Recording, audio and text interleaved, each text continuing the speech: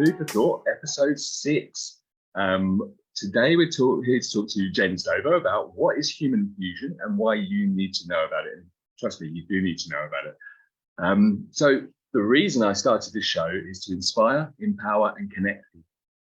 Connect them with each other, themselves, and their lives, to draw awareness to the power of transformation and the countless possibilities and opportunities that appear for us when we start our transformational journey. To help people see the signs, to know that they're not alone, and to have the confidence to act from their truest self. For all the viewers and listeners to be inspired to make lasting positive change in their lives. It's not about me, although I have transformed my life and I'm loving it. It's about the people I've met on my journey who are out there guiding and supporting others. Each one of them inspires me with their talent, uniqueness, heart-centeredness, and devotion to others. If you like, you can connect with the people either through the event page or through the description in the video after the show. They'll be happy to talk with you and can assist you in transforming your life and sometimes your business as well. They all inspire me, and I hope they inspire you. So I'm your host, Matt Love. I'm a transformational specialist working with conscious and spiritual entrepreneurs. I empower people with clarity, confidence, faith, and new abilities through a combination of spiritual and educational methods. I specialize in internet presence and spiritual entrepreneur mindset. For those who do not know what internet presence is, it's combining multiple forms of digital marketing to grow your business fast and successfully using the internet. You can find me at my website, mattlove.business, and also my new website, mattlove.life. Or here on Facebook if we're not already connected. So this week, I'm talking to Jen Stover. Jen has a wealth of amazing wisdom and many experiences of value to share. She is another amazing expert who I'm honored to be talking to. And she is from a health background and is now an entrepreneur running multiple businesses, some with her husband, who are both retired and working out of a passion for what they do. Jen is motivated towards helping people create long-term transformation in their lives. So, hi Jen, thanks for being here. Would you like to tell me a bit about yourself or tell everyone a bit about yourself? Sure. Hi guys, glad you came, and thanks Matt for having me. Well, like you kind of mentioned in my bio, I was a neuromuscular healthcare specialist for 22 plus years when I burned out. And at the same time, my marriage was pretty much imploding. And my husband, like you mentioned, was an entrepreneurial executive, was struggling with addiction, so, those three things together weren't very fun. So wanting to understand how all that happened and to kind of augment what I was getting out of twice a month therapy, I kind of dove in and spent the next 5 or 6 years studying everything from brains research to neurophysiology, applied psychology, Buddhism, and several other verticals and modalities, kind of trying them all out, applying the most practical research-supported strategies to myself. So I myself had such an incredible shift in my own life and marriage from the work that I was doing and self-applying that I just felt like I wanted to share it with other people. So that's what I do. Right. Awesome. Yeah. And I think it's, these things, they sneak up on us sometimes. Burnout, addiction. Or smack us in the face. Yeah, we're so driven, a lot of us, that we just don't notice what's going on until suddenly there it is right in front of us. Tell me, you said you used various things to research, you said, which is really, I love the way you put that. So you use various research methods to improve yourself and your life. So what is it you're doing now? It's a human infusion project. So can you tell me about that? You bet. I'd say in general, what I'm trying to do is help people overcome anxiety and improve their relationships through online mental wellness classes and presentations. And they're designed to be simplified and practical and affordable. My aim is really to kind of educate people in a way that inspires more of them to reach out for the professional support that they can afford. But I also want to show people the simple science-supported tips and strategies that you can do in between those sessions. I mean, that's really what's going to make your change efforts worthwhile and stick. So the classes that I offer, they're not for profit. They're more for a purpose, which is to fill a grant that we hope to start taking applications for early next year. And that's kind of what I do. I mean, people sometimes assume that I'm a coach, a therapist, or a scientist. I'm not. I'd say I'm more of a mentor and maybe a personal growth strategist. Or one time I had someone in a class call me, do you follow volleyball, the sport? Not really, if I'm honest. We don't have a lot of it here in. Someone referred to me as a setter. And right. So that's the position where you kind of play at the net and you set up someone to spike the ball. Well, so you can think of me as someone who sort of sets up people in a way so that practitioners can be even more effective in what they do. Right. Okay. Yeah. Practitioners and individuals. I think having looked through your website and looked at a lot of the content there, there's some really empowering stuff. And in the same way you set up professionals to be able to help other people, individuals get set up to move forward and do things with their life. Yeah. So we've got another setter in the crowd here. Joey's just replied she's a setter and a mentor as well. Excellent. Yeah, so it's really good to see the aligned mind. Joey was on the second show of Food for Thought. So now, so this kind of education is it's often, if I'm correct, limited and quite expensive for people, and so you're kind of counteracting that with what you do. Is that right? That's what I'm trying, yeah. And I'm not sure, in all countries how expensive it is to get guidance or therapy or education in this field, but you need to understand I live in the US, which is capitalism central, and we have the fewest social enterprises than almost anywhere else in the world. I mean, wow. Entrepreneurs here try to make a big profit off of pretty much anything, which I don't have a big issue with non-essential goods and services, but for personal development and mental wellness, I don't think that's a strategy that's serving enough people who really need it. No. So one reason is the cost barrier. The other part of it is, this type of integrative, multidisciplinary approach. It's really, from my perspective, or of what I've seen, it's really only started to take traction or become more popular in the last 4 to 5 years. When I was studying, I couldn't find one person or one approach that was comprehensive, meaning that it addressed our physical brain and body, the psychological mind, and our more energetic or spiritual aspect of our existence. I mean, everyone specializes in one thing or another, which is understandable.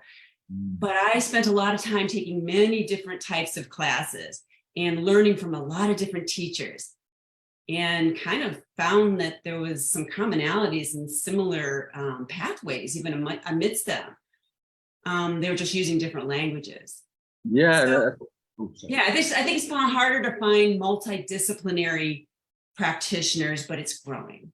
Yeah, and I think that's something that's not known by many people, is the importance of a balance of mental, physical, and spiritual in our lives. And so often we can put a lot of time and effort into one thing, spirituality, mental health, physical health, and actually not get the results or not get the long-term results because there's an underlying problem. So by combining that, would you say that simplifies things for people? They don't need to see so many people, or how does? Well, sure. I mean, it can get expensive if you need to see one person for this and one person for that, and plus the time allocation. I personally was fortunate enough to have practitioners in my life. The most influential ones that I made the most traction with were psychologists who were also good coaches. They could help me integrate my past and look to the future. Plus, they had a spiritual practice, which kept me grounded in the now. So they kind of, worked from multiple areas, or a coach who understood the neurobiology of attachment and also had a spiritual practice. Or I had a Buddhist teacher who is, and if you know anything about Buddhism, they're real big supporters of science research, especially with our current Dalai Lama. And so if you can find somebody who can be multilingual, so to speak, it really can help somebody progress quicker, I believe, because our whole experience here is multidimensional. I mean, we're flesh and blood bodies, we are an energetic essence, and we have this mind, that kind of is interpreting this whole experience. So why not approach it from all angles? That's what I think. Yeah, and so that leads me on to the question. So just everybody on Facebook, I hope you're still there. I've just got to check. Some reason my browser's just completely gone white and saying error, no memory or something or other. So I'm just going to ask Jen a question, then I'll see if you're all still there. So what are the benefits to people, or why is it so effective to actually understand our brains and bodies, first of all, before we get on to the spiritual thing? How does that help us, Well, so as I mentioned, there's different portals or entry points to healing, right? Some people lead with spirituality, some people lead with psychology. For me, it was body science and physiology. Regardless of where you enter healing with, one of the most common objectives of integration and healing across many practices is to help or guide people to create a bit of separation or objectivity about their thoughts and emotional experience, right? It's not detachment, it's not dissociation, it's more the ability to disassociate or create distance from our conditioning, right?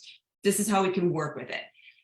So for me, this is one of the things that learning about the science of the brain and body did for me. It made things more objective.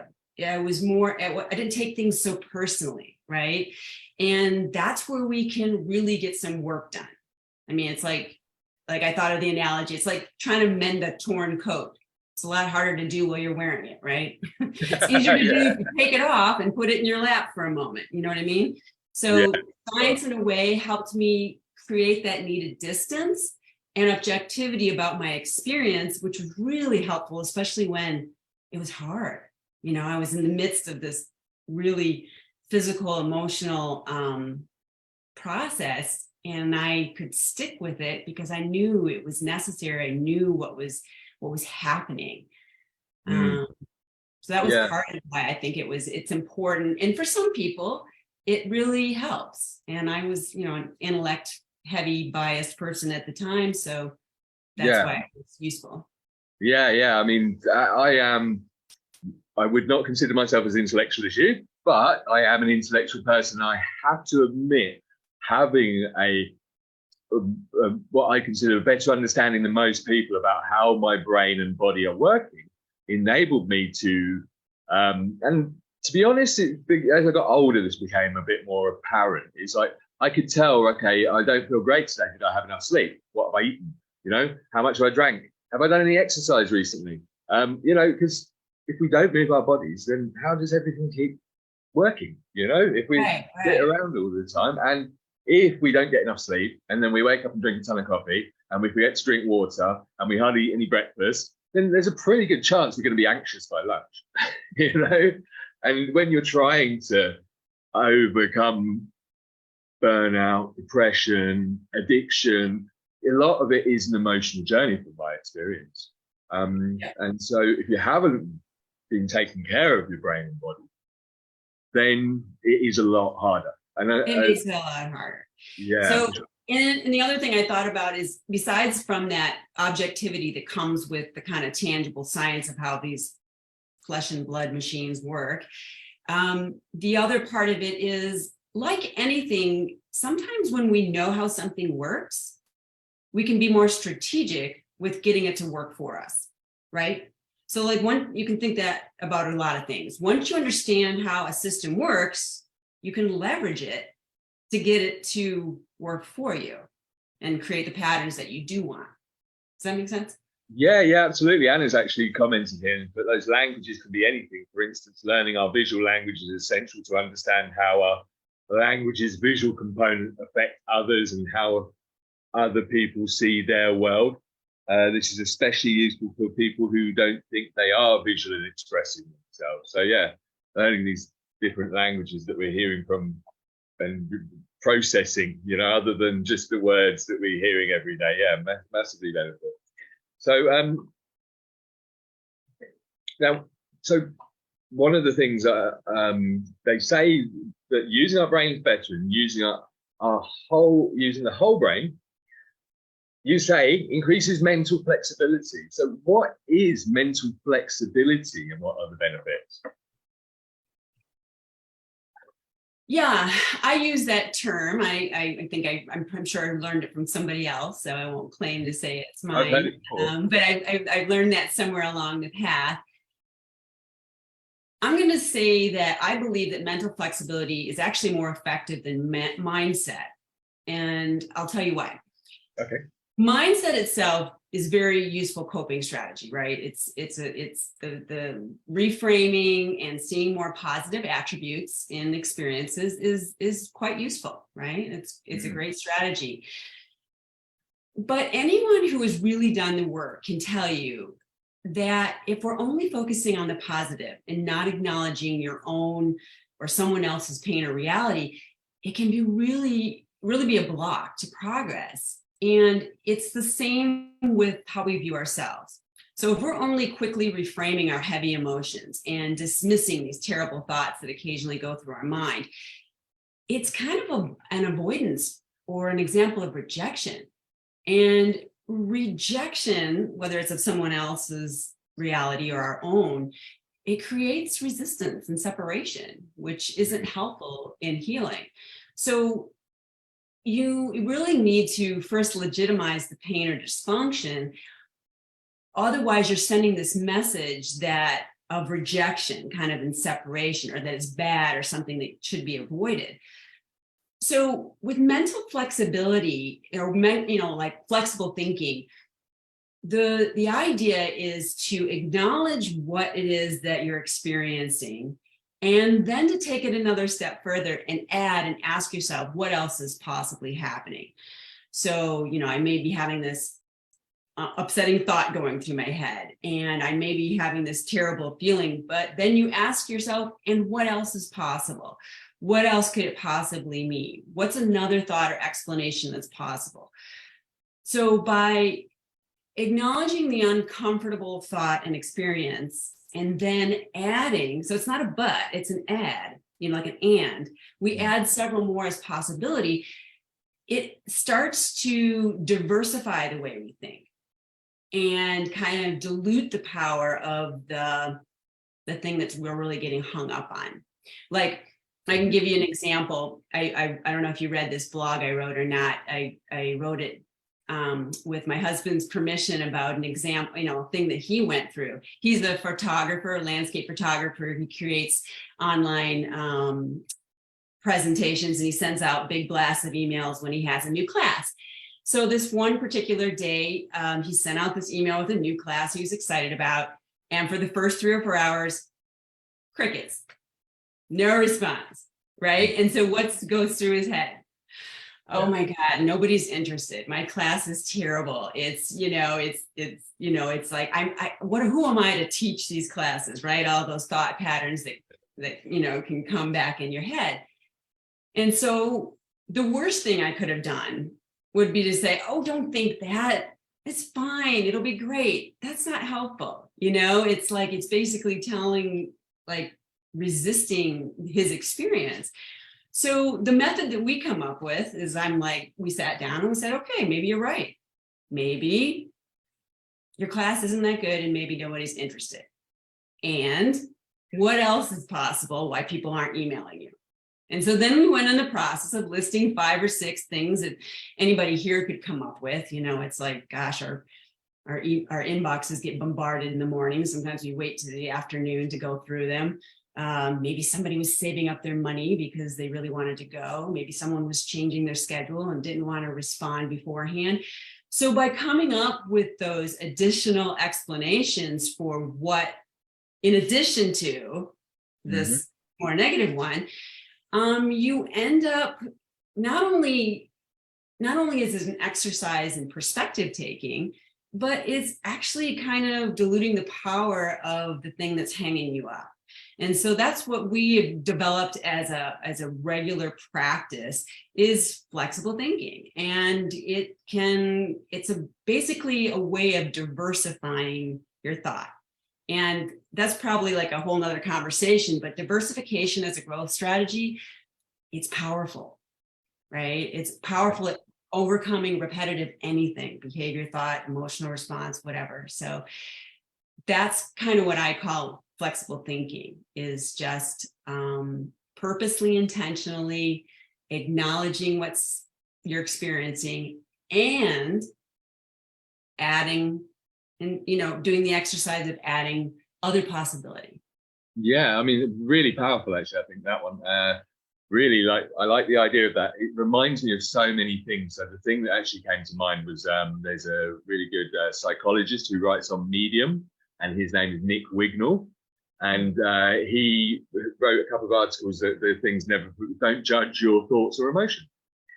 So don't, like you said, block them or ignore them or get involved with them. Yeah, just let them be, and either let them dissipate or, like you say, learn skills like you offer and like many other people offer as well that can help you. Or you can, even if you haven't got the money, you can just Google it. How can I overcome this problem solving solutions, mental flexibility, that kind of thing. And so, and find your own answers. I think every year Jen does her course for free or something, is it? Or is it just this year? Yeah, I have a foundational course that I'm running now. We're about almost halfway through it, where I offer it on a social media platform. Last year I did it through Meetup. This year, because of time constraints, I'm doing it on Facebook. But it's the foundational class about teaching about how your brain and body works. And then there's other classes that I have as well that I'm developing, and I release them as I complete them. And is that in a group or is that on your page? Say again? Is the class running currently? Right now it's currently running on my Facebook page. Last year I ran it on Meetup. I have 3 Meetup groups, and I use Meetup as a way to, as I'm creating classes, I think you and I talked about this before. Some people have the approach of, I'm going to create a class and make it perfect and then present it to the world. Well, I kind of decided as an exercise and as I'm creating classes, I take it out and present it live, and I take feedback and questions, and that helps me curate the course because I learn what needs to be expounded on or what maybe was, needed more clarity, and so as I do, that's what I use Meetup for. It's as for engagement as well as, so we're kind of co-creating these classes by getting feedback. And then also, at the end, once they're complete, I'll do the whole thing or do it in pieces so that people can ask questions and we can have a discussion about each segment of it. So just if you're watching now, Jen's page is the Human Infusion Project. Yeah, I mean, I also use Zoom in the same way, and that's how I host my sort of marketing training as well, is I will always do Q&A at the end. And see, that lets me know where people maybe didn't understand things in the way I presented them, so I can always improve next time. And then I tend to do follow-up as well, where I call them up and everything. So just to get back on track, because I just thought I'd mention that as you just mentioned it and let people know about it. So we're talking about mental flexibility and using these tools. So you're a spiritual person as well. And so how do you, in meditation, we do things slightly differently. So we try and focus on our breath, and we don't judge the thoughts or block the thoughts, but all we do is we try and refocus our attention onto the breath and allow the thought to fade away. Have you done both methods before, or have you done that? Do you do that when you meditate? I prefer I think it's the technical name is Vipassana Right, meditation, okay. the type where you're kind of observing your thoughts and observing your breath and kind of taking that perspective as a mindfulness practice. I've found the reason I was drawn to it initially was, of course, because it's one of the most, it's the science behind it. I mean, boy, when MRIs were developed and we could put monks inside MRIs and check out their brains while they were meditating, that was pretty cool stuff, right? And we came up with all sorts of ways to find out how our brain was getting stronger through mindfulness or meditation practice. So of course I wanted to do that, you know.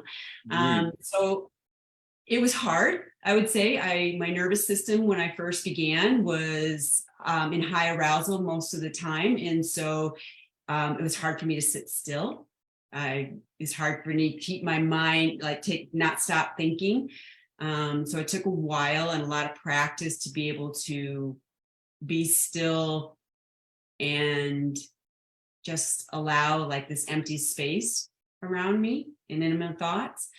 Took a lot of practice, but I can tell you that as a tool combined with everything else that I did, my emotional nervous system is an entirely different place these days. It's pretty cool.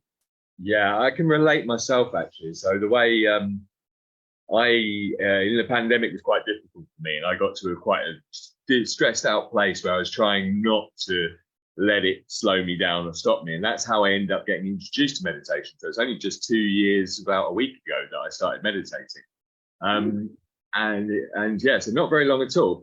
But because of the way I have good metacognition and introspection. At first, I had a lot of noise. And the thing I learned about the noise in my head were the things that I needed to resolve. But rather than judge them, I just make a mental note of them and then refocus on my breathing. And then more and more would come. And after the meditation, I'd write them down.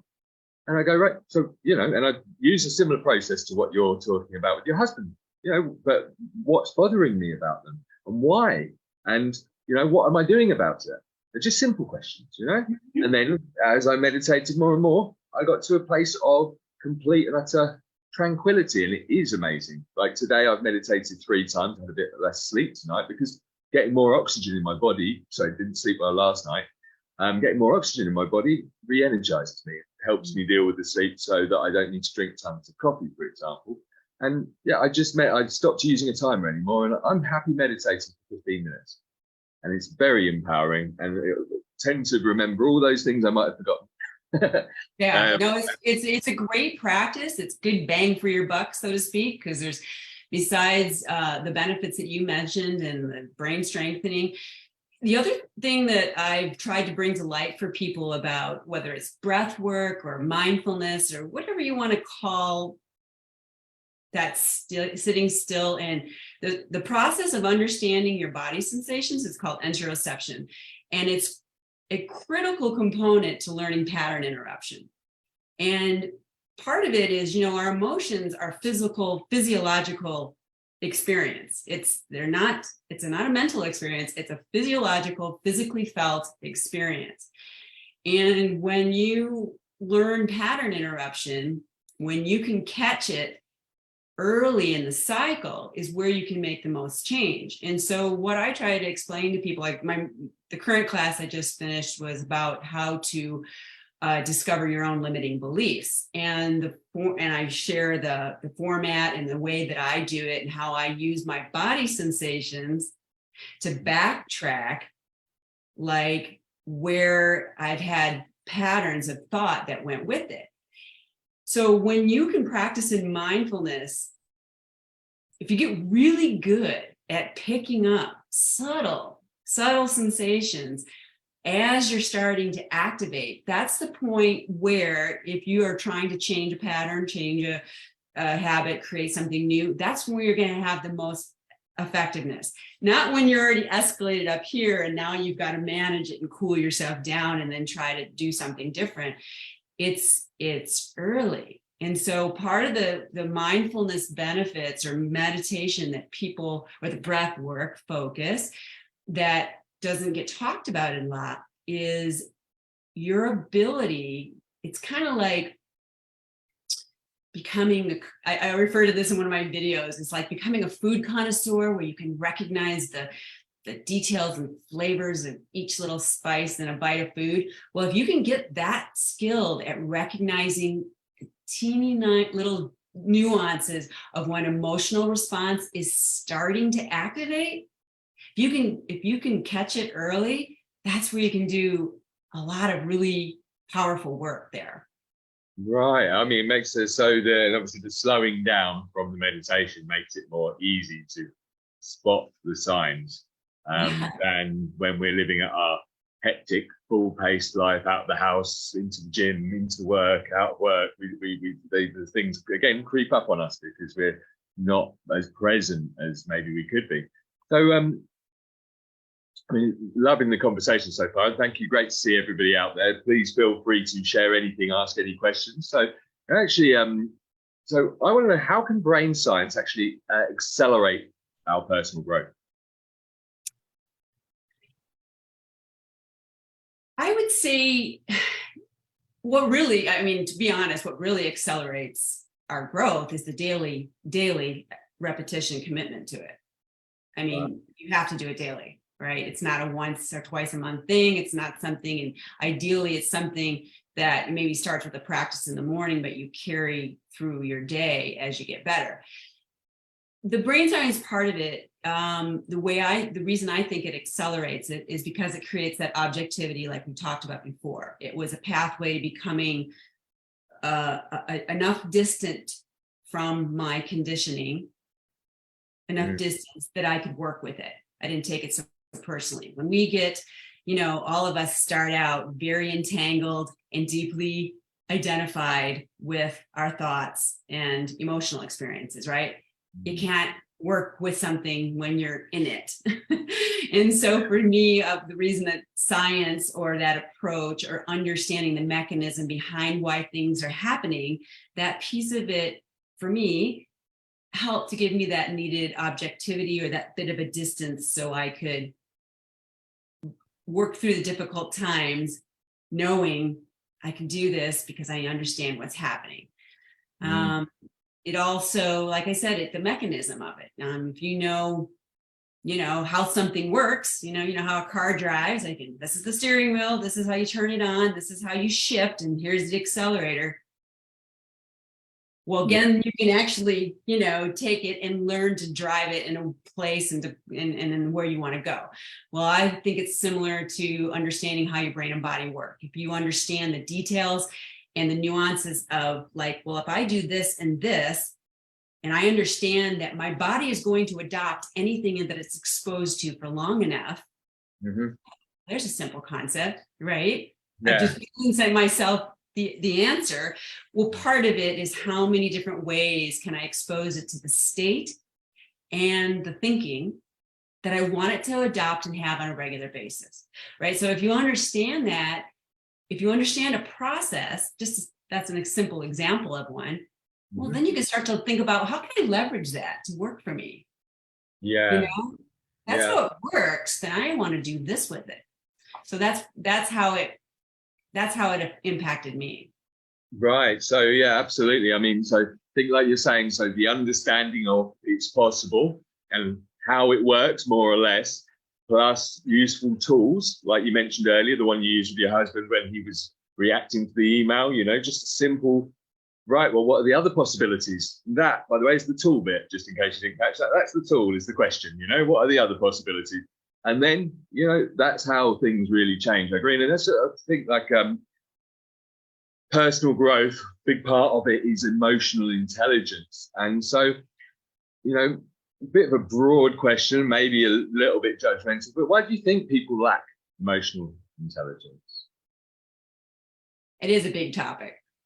And there's a lot of moving parts and pieces in there. And I would say I can offer one contributor that probably is not, really understood. And I'll try to describe this in a really overly simplified description. So when our emotional response, our emotional nervous system doesn't get fully trained or differentiated early in life, and the thoughts that keep reinforcing it get automated, when that happens and starts earlier in life, well, that whole experience is highly uncomfortable in our bodies. Mm-hmm. So as we grow up, we come up with all sorts of ways to deal with it, right? We soothe it or manage it, right? Those untrained effects. And we learn to avoid activating them. We learn how to offload them. We learn how to numb them, right? Yeah. The two of the most effective and popular coping strategies, which I use a lot, are verbal offloading, like blowing up at people, right? Right. Yeah. Right. I mean, it works, right? You don't think about it, but that's what a lot of people, it's a coping strategy to blow off excess untrained effects of a nervous system that's not fully developed, let's just say. The other strategy that is less popular is burying ourselves in the overuse of our intellect. And that second one, the overuse of our intellect, God, the modern work world pays highly for, right? Which perpetuates it. We get paid for our coping skills, some of us. And so it kind of keeps us going. So when it comes to emotional intelligence, it's easier to see that like verbal offloading is a symptom of an untrained system, right? Or low EQ. Yeah. But the overuse of our intellect as a coping strategy is also a sign of low emotional intelligence, right? It's less obvious. And the reason I say overuse is because, like a lot of things, where we spend the most time in gets stronger, and where we spend the least time weakens, right? You know this. And one of our most interesting brain features is that we can't think and access our emotional centers at the same time. If one or the other is highly active, they can work in tandem, like if they're at low speeds or moderate brain speeds. But if you're like full force, like, you know this, like if you're having an emotional extreme system, you can't think straight, right? Yeah, right. And if you're deeply involved in, like, you know, doing work or research, and all of a sudden my husband comes in and needs to, tell me something terrible happened, I can't switch gears like and give him that kind of compassionate, loving thing right away. So we kind of know this already, right? Yeah. So when I was a kid, it didn't take a lot to understand that when I was having this emotional experience in my body that was terribly uncomfortable, it didn't take me too long to learn I can bury myself in books and in learning, and I felt better inside.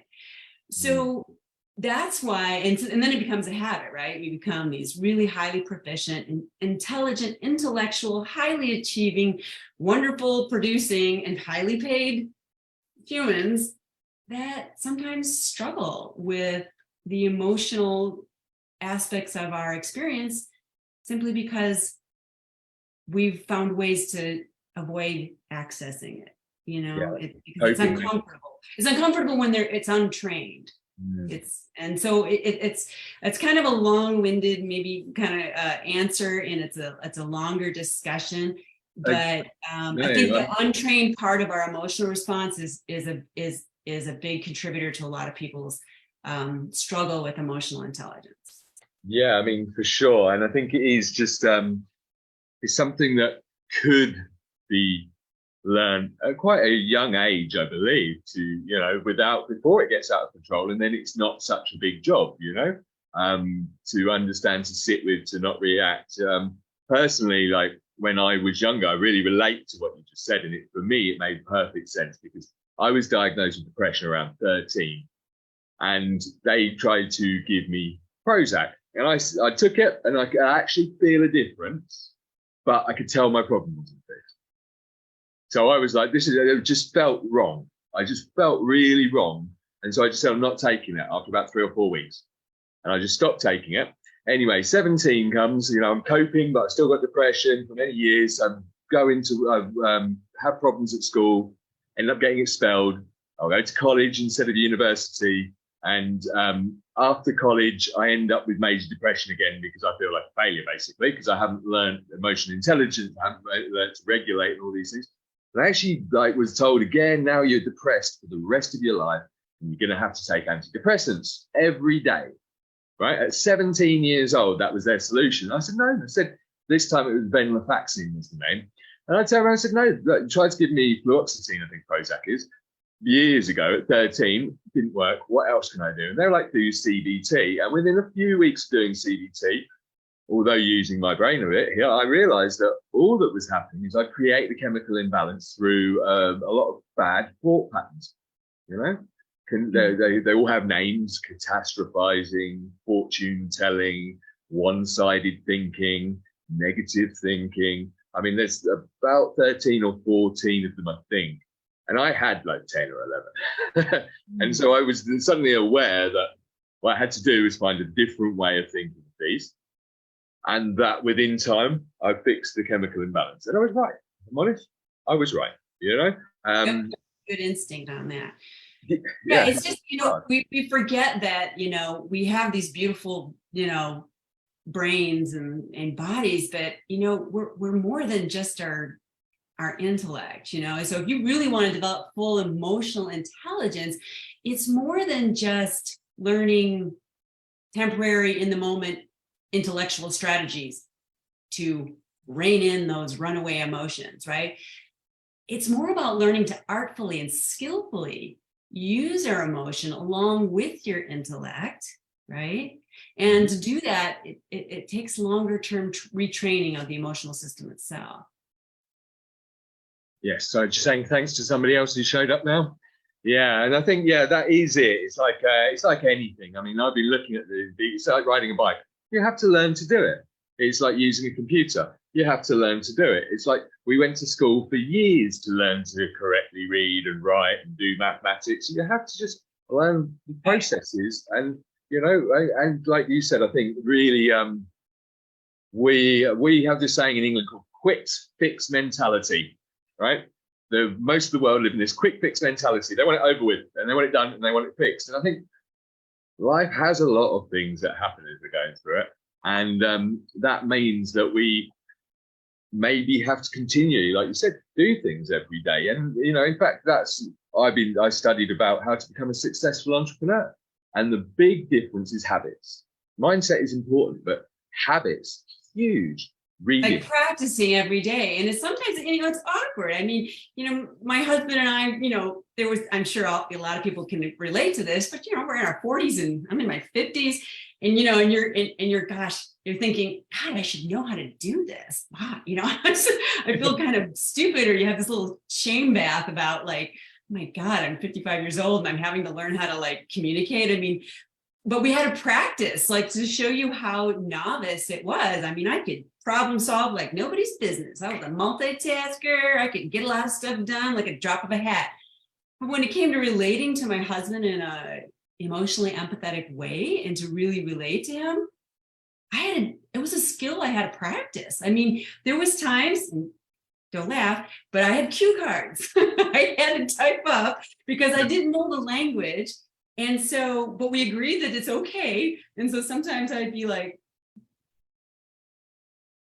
you know, get like a little cheat sheet, like saying the things that weren't coming automatically, but I'd practice. And so they were actually very helpful in the beginning. So we actually laminated a couple of them and we had them sticking in couches and chairs in different places so that we could practice the language until now it becomes more automatic and we don't need the cheat sheets, so to speak. But it was awkward and we felt silly at first. Like, my goodness, isn't this something we're supposed to know when we're kids? Well, I didn't get that kind of training growing up. And so no, and actually, I'll be honest, I mean, like I said, I did all that stuff at 17, 2020. That's how I changed a lot of my habits. Okay, so I had prompts as to why I was changing the habit, because what I started to realize is that while I was stressed and making massive change and also still dealing with things happening every day, my energy was quite low. And so actually, when I wanted to break a habit or not do a good thing for myself, it took more energy to convince myself of why I should do it. And I learned, but writing all these whys down, when I was in my best energy, every time I knew I was at low energy and I was about to procrastinate or avoid something, you know, same thing, I go and read the list, and I'd instantly feel like, yeah, that's right, and I'd do it. You know, and it's a very similar thing to what you're saying. It's like, you know, I'm communicating with myself here. You know, I'm actually, it seems like it should be that easy, but it's not. And I think the tip I learned about that only in the last few months is, well, I've heard it before, but, you know, sometimes, again, it takes time for things to sink in. I think it goes back to your first comment about these meat machines that we are. We are like machines. Repetition, programs us. The more we do something, the more natural it becomes, and then we function, we adopt a new function. There is that part of it. I mean, I would say that, and I didn't know this until when I say know it, I didn't experience it until more recently, but there's more to being human than just our physical, you know, brain and body experience, but it is a part of it. We can't deny it. You know, like you've heard the term spiritual bypassing, you know, you can't forget that, you know, as energetic as our essence is, we're still encased on this life experience in these. And so we need to give acknowledgement and understanding of that as well, and hit it from as many different angles as you can. You know, I told my sister, you know, as I was kind of talking to her about this, and I said, it's like, it's an immersive type experience that you need to give yourself. I mean, imagine if I told you I'd pay you $1 million to learn French in 2 months. What would you do? You know, what would be the most effective way to do that? You'd go live with a host family. So you're surrounded by it. You'd be writing it. You'd be listening to it. You'd be speaking it, right? You'd be this immersive multi-angle approach to kind of learning that language or becoming a French speaker. And that's kind of what I feel like healing. It's effective when you hit it from multiple angles, and well, it makes it more interesting and fun too, you know, like the diversity of it. So yeah, I think that's a really good point there. It's you know, variety is the spice of life, they say, you know, and there is a lot of opportunities in healing and different methods that you can do. And I think, you know, often, like you said, it's like you give somebody 2 million, they're going to learn French. You give somebody 2 million, they're going to try and improve themselves. However, most people who improve themselves, the way they're going to end up feeling is worth a lot more than 2 million, from my personal experience. You know, especially if you random number I came up. Yeah. No, I'm just saying, even 10 million, even 20 million, because really my favorite thing about myself is I've learned to appreciate life just for what it is, and not for, you know, whether I'm achieving or I'm doing, just for like the beauty that actually surrounds us every day, not what I see on the television, because I hardly ever watch it anymore, or when I walk out the door into nature, meet with people like yourself and all the wonderful people watching. I appreciate that, and I can only do that through understanding myself, understanding things, and having developed what good habits, which I do daily. You know, I read daily, I write daily, I create daily, I meditate daily, I journal daily, and I nearly always exercise daily. It becomes a lifestyle in a sense, right? What started out as work, you know, like, oh, I gotta do this work. It starts to become, I won't say maintenance, it just becomes part of your lifestyle that you enjoy. Yes, you know, we mentioned earlier about emotional intelligence, like not being taught and being something that we all learn later, although it could be taught. But it's the same about these habits. It's like I almost, I'm going to use the word thought felt stupid, but it's like, how did I think I was going to make it to 50 or 60, not doing hardly any exercise, hardly ever reading, you know, socializing more, watching a lot of television, sitting around all day at work and then sitting around all day at home, or over working physically when I was moving things, you know, and not doing any stretching or exercise. I was just completely unconscious is the term, but unaware, oblivious to what I was really doing to myself, and worse, I looked perfectly normal. Yeah. So you know, I and I think that is half the time part of the problem. Like, really sadly, I lost my brother-in-law this year, and he was only 47. Yeah. And he, unfortunately though, he didn't grow up with any good habits. He had a heart in the right place, but he didn't value himself because of childhood things. And although he seemed perfectly normal to everyone else, happy, caring, fun, he wasn't doing that way to himself. He was very happy and fun, but he would drink far too much. He would eat the wrong things. He never did any exercise. And then when he actually found out he had a kidney problem, he didn't slow down any of those things. And really, sadly, he had a heart attack and passed away quite quickly, luckily. But all these sad stories can be avoided. They can be really avoided. I just want to say hi to other people that have turned up. Lovely to see you all. They can really be avoided through understanding our minds and our body, and developing and getting skills and habits. Learning skills and turning them into habits that we do daily. And I think, so one of the questions, actually, let me just say, one of the things I want to say while we just talked about all this, because it can seem like a lot if you're not doing those things. You don't have to do a lot, especially if you do it daily. And you agree? You can do 15 minutes exercise every day, 10 minutes reading. It's better than nothing. It's going to help. If you've got a busy life, doesn't matter how many of these things you do, but for a change, turn the TV off and open a book. 15 minutes, sit on the train and read a book. Sit in the car, well, not when you're driving, just get to work 10 minutes early. You gotta get creative, sometimes in how you combine things, or sometimes, or the reason I like mindfulness practice is it's portable. You can do it anywhere. I can stop for 2 or 3 minutes and, just think about the sensations in my hands. And that in itself has benefit. It's simple, but you're right. It can be overwhelming. You're like, oh my gosh, I don't have all these times to do this long list of things. You take a bite at it. You add one thing a week.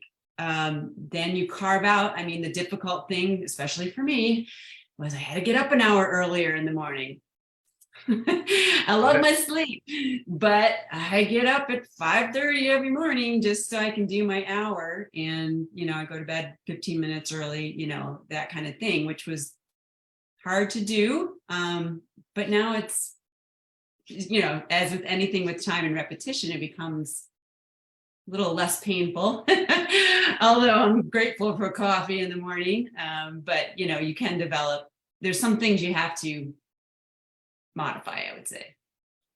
Absolutely. And I had a similar experience when I started my journey. So the first thing I did was a habit building called a mini challenge called 5 days to focus. And we had to start getting up at 5 or 6 o'clock. And basically the coach was like, who dares get up at 5? And, I was at that time, I was much more competitive. I'm like, I dare, and actually it changed my life. It really has changed my life. It's changed my business and everything, because I still try and get up at 5. At the moment, it's very dark here, so I get up at 6. So it's a bit of a pain because I like getting up at 5. I learned from one of my clients who decided she was going to get up at 5 because I got up at 5. She then researched what it means to get up at 5, and in Buddhism they call it the soul hour. So it's the hour when everything is waking and connected with the earth. Oh, I like that. Yeah, and so that also is the best time to connect. It's a very good time to be connected with yourself spiritually and connect with the energy of the day. So I was getting up at 5 o'clock and doing a bunch of habits. And there's 2 things I learned. Is at first I was pushing myself a bit, but I was still feeling better. So I was exercising, stretching, drinking water, reading, meditating, journaling, all before breakfast. So I do all those things before breakfast. So 5 o'clock to 7 o'clock, 2 hours to do those things. And then 7 o'clock, have breakfast with my family. And then 8 o'clock, I go and read a bit more. And then 9 o'clock, I'd start work feeling so relaxed and already accomplished, because I've done. You got to get through that initial hump, that initial like, and get going, and then I can't think of a day. Sometimes around 3 or 4 o'clock in the afternoon, I'm like starting to hit the wall sometimes. But yeah, you start to realize like, wow, I've got a lot of time, and I feel refreshed, so. Yeah, it's like my guy said to me the other week, I need to ensure, because I've dropped a few of those habits and been getting up at 6, so there's not as much time. The other things happen here. Yeah, I must ensure I fill my cup every day before I start. And I think that is really is something that nobody ever taught me in my life, the importance of that. Most of us are getting up, eating breakfast, out the house as quick as we can, in the car, on the radio, or with the radio on, and into work or into wherever we're going. But yeah, like 3 or 4 hours to yourself, taking care of yourself in the morning. And the thing I've learned over the years of doing it, 2 years of doing it, is actually if I do it at a much more controlled pace, like really calm, enjoying it, I really start my day in a completely different frame of mind. Yeah. Very calm. So, and so one of the big topics at the moment, hope you're okay for time. We're getting towards the hour. So are you okay? Yeah, I've got probably 10 more minutes I could do. Okay. So it might be a bit of a big question, but well, let's stick with this one. What do you think scares most people away? We just talked about one thing. What other things do you think scare people away from making positive improvements in their lives? Do you think it's scared, or it's just a lack of awareness? What would you say is the most common reason? Scares people away. It can feel like a big undertaking, right? It could be fear, we get so conditioned and used to what we're thinking and doing. It can almost feel like it's part of us. It's us. So if you're, over time, if you're used to doing things or talking or thinking a certain way, even if they're not healthy for you, they can become familiar and almost part of your identity. And it's ironic because it's something that you want to get rid of, yet the habit that you want to get rid of or change has become so comfortable and familiar to you that the idea of losing those coping mechanisms, it's a little bit of, who am I without them? What am I gonna, what's gonna be left of me, if I can't do this? Anybody who's recovered from an addiction or a coping mechanism that they've used for years, there's a little bit of that transitionary, scary ground. It's a weakening that all things go through before they strengthen, is when you shed something that has become familiar and dependable and rigid, even though it's not helpful. When you become overly identified with that, and then you make the choice to shed it, there's a middle experience of feeling very vulnerable and naked, and until you adopt more coping strategies and things that are positively more reliable and consistent, I think that in itself can feel like you're almost losing part of yourself. If something is, you've gotten used to, it sounds weird to say that, like, how could something that's negative, like an addiction or a bad habit, why would we not just want to readily shed that? Well, we become used to it. And the idea of getting rid of it can feel like a loss of self sometimes if the conditioning is really deep. Yeah, 100%. This is actually another topic that I've been through myself. And so I had addiction at 17. And so, it was cocaine addiction as well. So it's not really one of the weakest addictions ever. And I was at Alcoholics Anonymous because the amount I was drinking at 17 years old. And I think like one of the really important lessons that helped me get through it, I'll tell you the method afterwards, but the lesson was, I'm not my habits. That's not what defines me. And I think that's really where we get caught into culture, where that's what people know us for. Oh, you come in for a drink. Oh, you're so funny when you've had a few drinks. Oh, you start to think it's who you are. You're not your habits. You're not your thoughts. You're not your emotions. You're not your experiences. You're just you. Yeah, it's what you do. The Human Infusion Project is a role. It is a thing I do, a mix amongst several things of things I do and who I am. It is a part, an extension of me, but it's not all of me, and so it's hard to, it's hard to come, it's a process to get to know get to that place. And that's why I think it's really important, you know, when you're scared or you're nervous and you don't know what is next for you, you can't envision it, right? That's why it's really important to reach out for support. You need to reach out to people who, you know, as much as you can afford, you know, I mean, it's different for everybody, but reach out for support in some way for people who have been where you're at and found a way through, and they kind of know what it feels like, and they're where you want to be. And that hand holding, you know, in a sense, can really be helpful. Yeah, I mean, I wouldn't, this is why I started the show, is because I wouldn't be here without the support and the wisdom and the inspiration of other people. Yeah, absolutely. we're not meant to do this stuff alone. It's a big thing, and you can, yeah, well, a lot of it you need to do alone, like on your own. I would say there's a lot of it you need to do on your own, like there's the individual concentrated effort that you need to do daily, but we're meant to learn from each other and share our experiences and act as guides for each other when we can. Yeah, absolutely. And I know you haven't got a lot of time. So Anna says she's working on breaking patterns and learning how to find the emotional driver behind the pattern and then becoming comfortable with it. Oh, yeah, that's great. You have I have a class that I'll release soon. I just came up with it. It's a contribution class where I let people pay. There's 3 different options. They can contribute to the grant or to have access to it. They can pick whatever price they want.